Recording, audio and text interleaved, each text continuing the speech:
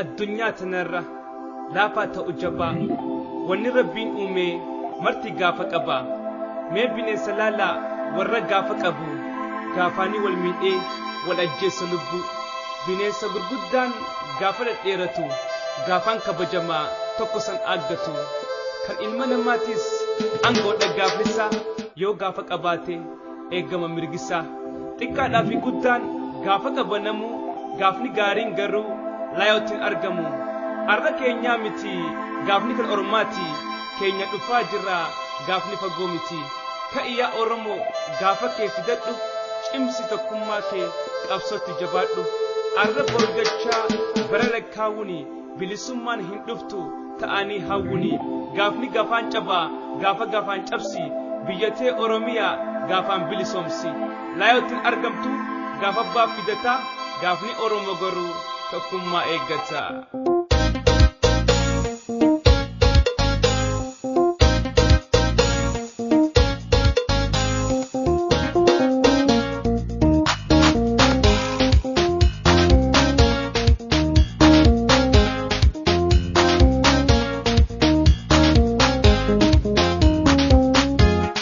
Takkummaa ummadhaa saba koo waltahaa yunuti waltaanee gumaan keenyas bahaa.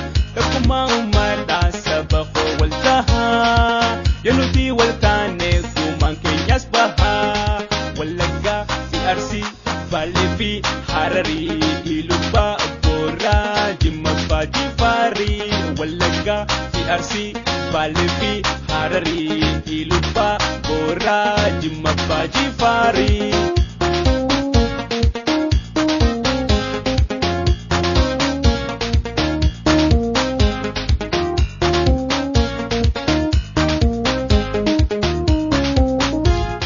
Kutaa warra madaa walloo shawaa jechaa wal qootu haatiifnu Oromoon tokkichaa. Kutaa warra madaa walloo shawaa jechaa wal qootu haatiifnu Oromoon tokkichaa.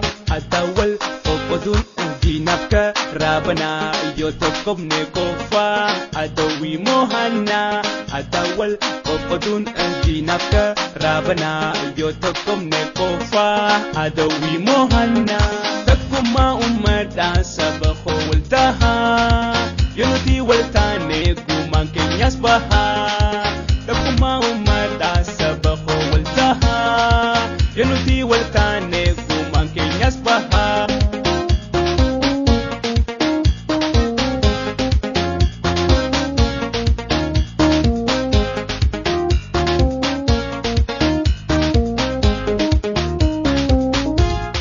Hamtuu waliin jechaa garaa wal madeessuun bu'aa tokkoon fiduu maqaa wal xureessuun. Hamtuu waliin jechaa garaa wal madeessuun bu'aa tokkoon fiduu maqaa wal xureessuun. Nu obboleeyyanii harki harka nyaatu takkummaa haa humnu adawiin haa naatu. Nu obboleeyyanii harki harka nyaatu takkummaa haa humnu adawiin haa naatu. Takkummaa ummadhaa saba koo waltahaa yunuti waltaanee gumaan keenyas bahaa. Takkummaa ummadhaa saba koo waltahaa yunuti waltaanee gumaan keenyas bahaa.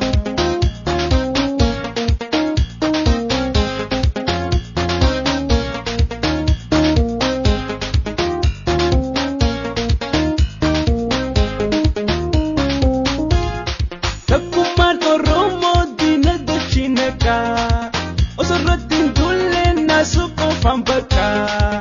Takkummaan Oromoo diina dachii nagaa osoo irratti hin dulle naasuu qofaan bakkaa.